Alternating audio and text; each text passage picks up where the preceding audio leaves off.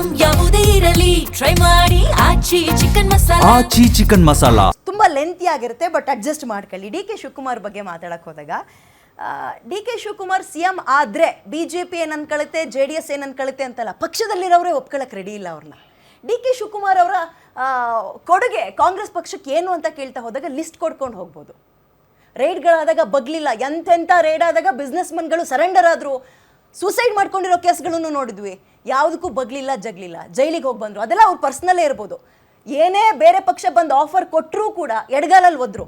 ನನಗೆ ನನ್ನ ಮನನೇ ಅಲ್ಟಿಮೇಟು, ಬೇರೆಯವ್ರಿಗೆ ನಾನೇ ಯಾಕೆ ಅಪ್ಪ ಅಮ್ಮ ಅನ್ಲಿ ಅಂತಕೊಂಡು ಪಕ್ಷದಲ್ಲೇ ಉಳ್ಕೊಂಡ್ರು. ಅಂತ ಪಕ್ಷ ನಿಷ್ಠೆ ಇರುವಂತಹ ಈ ನಾಯಕನಿಗೆ ಪಕ್ಷಕ್ಕೋಸ್ಕರ ಹೋರಾಡಿದ್ರು, ಸಮುದಾಯದ ಪರವಾಗಿ ಓಟ್ ಕೇಳಿದ್ರು, ಗೆಲ್ಲಿಸ್ಕೊಂಡು ಬಂದರು.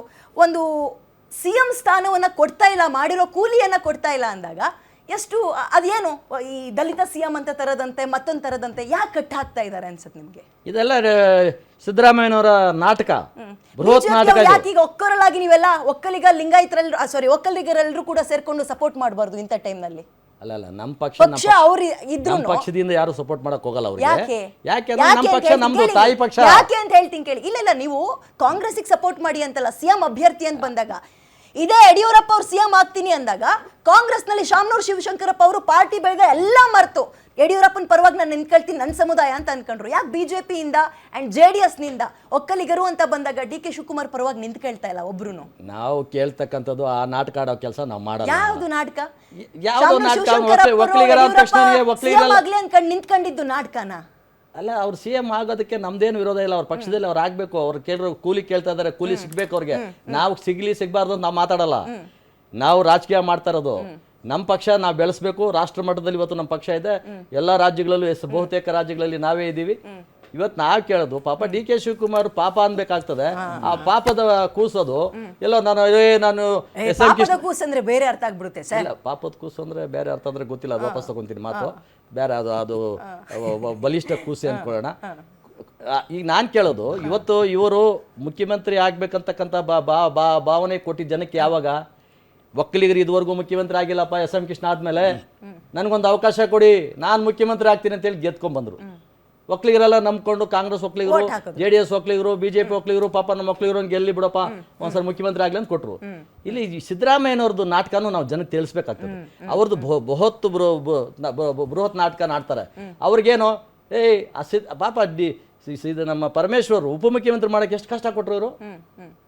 ಕೇಳ್ಕೊಂಡ್ರು ಮುಖ್ಯಮಂತ್ರಿ ಮಾಡಿ, ದಲಿತ ಮುಖ್ಯಮಂತ್ರಿ ಮಾಡಿ ಅಂತ ಎಲ್ಲಾ ದಲಿತ ಸಂಘಟನೆಗಳು ಮಾಡ್ತಾ ಬಂದ್ರಲ್ಲ, ಬೀದಿಗಿಳಿದು ಹೋರಾಟಗಳು ಮಾಡಿದ್ರು. ಮಾಡಿದ್ರೆ ಪ್ರತಿಫಲವಾಗಿ ಉಪಮುಖ್ಯಮಂತ್ರಿ ಅಂತ ಆ ಸಂದರ್ಭದಲ್ಲಿ ಕೊಟ್ಟರು. ಇವತ್ತು ಯಾಕೆ ಸಿದ್ದರಾಮಯ್ಯ ಹೇಳ್ಬೋದಾಯ್ತು, ಪರಮೇಶ್ವರೇ ನೀವೇ ಮುಖ್ಯಮಂತ್ರಿ ಆಗಿ ಅಂತ. ಯಾಕೆ ಚೂ ಬಿಡೋದು? ಅವ್ರು ಇವ್ರನ್ನ ಚೂಟೋದು ಯಾಕೆ?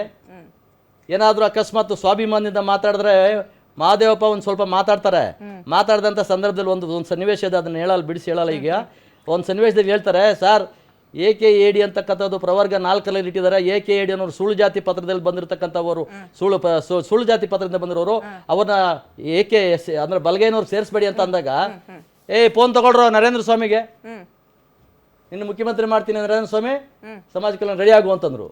ಇವರು ಸುಮ್ಮನೆ ಕೂತ್ಕೊಂಡ್ಬಿಟ್ರು. ಯಾಕೆ ಈ ಬಹಿರಂಗ ಆಗ್ಬಾರ್ದಿದ್ದು? ಜನಕ್ಕೆ ಗೊತ್ತಾಗ್ಬೇಕೋ ಬೇಡ? ಇವತ್ತು ರಾಜ್ಯದಲ್ಲಿ ಆಗ್ತಕ್ಕಂಥ ಸ್ವಾಭಿಮಾನಿ MLAಗಳು ಯಾರು ಇಲ್ಲ. ನಮ್ಮ ದಲಿತರ MLAಗಳು 36 MLAಗಳಲ್ಲಿ. ಇವತ್ತು ನಾನು ಕೇಳೋದು, ಇವತ್ತು Baba Saheb Ambedkar common civil code ತರಬೇಕು ಅನ್ನೋ ಒಂದು ಪ್ರಯತ್ನ ಮಾಡಿದಾಗ, ಕಾಮನ್ ಸಿವಿಲ್ ಕೋಡ್ನ ಮುಸಲ್ಮಾನರು ಹೆಣ್ಮಕ್ಳಿಗೆ ಅಧಿಕಾರ ಕೊಡ್ಬೇಡಪ್ಪ, ಅವನು ಬುರ್ಕಾದಲ್ಲಿ ಬಿಡು ಅಂದಾಗ ಹಿಂದೂ ಕೋಡ್ ಬಿಲ್ ತರ ಪ್ರಯತ್ನ ಮಾಡಿದ್ರು. ಹಿಂದೂ ಕೋಡ್ ಬಿಲ್ ತರಬೇಕು ಅನ್ನೋ ಪ್ರಯತ್ನದಲ್ಲಿ ಏನು, ಎಲ್ಲಾ ಜಾತಿ ಎಲ್ಲಾ ಧರ್ಮಗಳ ಹೆಣ್ಮಕ್ಳಿಗೂ ತಂದೆ ಆಸ್ತಿಲಿ ಪಾಲ್ ಕೊಡ್ಬೇಕಂತ. ದಲಿತ CM ಆಗ್ಬೇಕು ಅನ್ನೋದು ತಪ್ಪಲ್ಲ ಸರ್, ಆ ಕೂಗು ತಪ್ಪಲ್ಲ. ಬಟ್ ಈ ಒಂದು ಗಾದೆ ಮಾತಿದೆ, ಮತ್ಸರಕ್ಕೆ ಮದ್ದಿಲ್ವಂತೆ, ಹೊಟ್ಟೆ ಕಿಚ್ಚಿಗೆ ಮದ್ದಿಲ್ಲ ಅನ್ನೋರ್ ಥರ. ಪಕ್ಷಕ್ಕೋಸ್ಕರ ನಿಷ್ಠೆಯಿಂದ ಇದ್ದಾರೆ, ಆಗಬಾರ್ದು ನೋವನ್ನೆಲ್ಲ ಸಹಿಸ್ಕೊಂಡಿದ್ದಾರೆ. ಅದಕ್ಕೆ ಬಂಡೆ ಅಂತ ಹೆಸರು ಬೇರೆ ಕೊಟ್ಟಿದ್ದಾರೆ. ರೇಡ್ಗಳಾಯಿತು, ಜೈಲಿಗೆ ಹೋಗಿ ಬಂದರು, ಪಕ್ಷ ನಿಷ್ಠೆ ಅಂತ ಅನಿಸ್ಕೊಂಡಿದ್ದಾರೆ. ಸಮುದಾಯದ ಹತ್ರ ಹೋಗಿ ಕೈಕಾಲು ಮುಗಿಸ್ಕೊಂಡು ಓಟ್ ತಗೊಬಂದರು. ಆ್ಯಂಡ್ ಹಗಲು ರಾತ್ರಿ ಶ್ರಮಿಸಿದ್ದಾರೆ. ಅಂಥ ನಾಯಕನ ಒಂದು ಸ್ಥಾನ ಅಂತ ಬಂದಾಗ ದಲಿತ CM ಅಂತ ತಗೊಬರ್ತಾರೆ, ಅಥವಾ KPCC ಅಧ್ಯಕ್ಷನ ನನ್ನನ್ನು ಮಾಡಿ ಅಂತ ಡೆಲ್ಲಿಗೆ ಒಬ್ರು ಹೋಗ್ತಾರೆ, ಆಸ್ಟ್ರೇಲಿಯಾಕ್ಕೊಂದು ಟೀಮ್ ಕಳಿಸ್ತಾರೆ. ಇದೆಂತ ಬೃಹನ್ ನಾಟಕ ಕಾಂಗ್ರೆಸ್ನಲ್ಲಿ ಆಗ್ತಾ ಇರೋದು ಅಂತ ನಾಗೇಂದ್ರ ಅವರೇ. ಅದಕ್ಕೆ ಹೇಳಿದ್ದು ಹೊಟ್ಟೆ ಕಿಚ್ಚಿಗೆ ಮದ್ದಿಲ್ಲ ಅಂತಾರಲ್ಲ, ಅದು ನಿಜನೇನೋ ಅಂತ ಕಾಂಗ್ರೆಸ್ ಪಕ್ಷದ ಸದ್ಯದ ಪರಿಸ್ಥಿತಿ. ಇವತ್ತು ದಲಿತರನ್ನ ಒಂದು ಕತ್ಲೆಯಲ್ಲಿ ಇಟ್ಟಿದ್ದಾರೆ ಅಂತ ಹೇಳ್ಬೋದು. ಇವತ್ತು ಕಾಂಗ್ರೆಸ್ ಪಕ್ಷ SC SP ಇದು ಮತ್ತೆ TSP ದುಡ್ಡನ್ನೇ ಬಿಡ್ತಾರೆ, ದುರ್ಬಳಕೆ ಮಾಡ್ಕೊಂತ ಇದೆ ಆ ಒಂದು ಸಮುದಾಯ ದುಡ್ತಾ ಇದ್ರ. ಬಂದಿದ್ರಲ್ಲಿ ಆಮೇಲೆ 50 ಕೇಳಿ 100ಕ್ಕೆ 50ರಿಂದ 55 ಭಾಗ DK ಶಿವಕುಮಾರ್ ಅವರ ಸಾಮರ್ಥ್ಯ ಎಷ್ಟಿತ್ತು ಅನ್ನೋದು ನಿಮಗೂ ಕೂಡ ಗೊತ್ತು. ಅಲ್ಲ, ಅವ್ರ ಸಾಮರ್ಥ್ಯ ಇತ್ತು ನೋಡಿ. ಇಲ್ಲಿ ದಲಿತರು ಟಾಸ್ಕ್ ಕೊಟ್ಟಿದ್ರು ನೋಡಿ, ಇದನ್ನ ನೀವು ತಗೊಬೇಕಾಗಿದೆ. ದಲಿತರನ್ನ ಇವತ್ತು ಕಾಂಗ್ರೆಸ್ ಅಲ್ಲಿ ಒಂದು ಟಾರ್ಗೆಟ್ ಅಲ್ಲಿ ಇಟ್ಟಿದ್ರು. ಏನ್ ಟಾರ್ಗೆಟ್ ಅಲ್ಲಿ ಇಟ್ಟಿದ್ರು ಅಂತಂದ್ರೆ, ಇವತ್ತು ಪತ್ರಕರ್ತರು ಹೇಳ್ದಂಗೆ ST 15 ಜನ ಇದ್ದಾರೆ. ಅಲ್ಲ ಒಂದ್ ನಿಮಿಷ, ST 15 ಜನ ಇದ್ದಾರೆ. ಸತೀಶ್ ಜಾರಕಿಹೊಳಿ ಜವಾಬ್ದಾರಿ ಕೊಟ್ಟರು, ಇದನ್ನ ST ನ ನೀವು 15ಕ್ಕೆ 15 ತರಬೇಕಂತ. ಅದೇ ತರ 36 ಇತ್ತು, ಪರಮೇಶ್ವರ್ ಜವಾಬ್ದಾರಿ ಕೊಟ್ಟರು SC ನ 36 ಇದೆ, 36 ತರಬೇಕಂತ.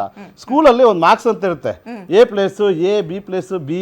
ನಿಮ್ಮೂರಿನಿಂದ ವಿಶ್ವ ಮಟ್ಟದವರೆಗೆ ರಾಜಕೀಯ, ಸಿನಿಮಾ, ಸ್ಪೋರ್ಟ್ಸ್ ಯಾವ ಸುದ್ದಿಯೂ ಮಿಸ್ ಆಗಲ್ಲ.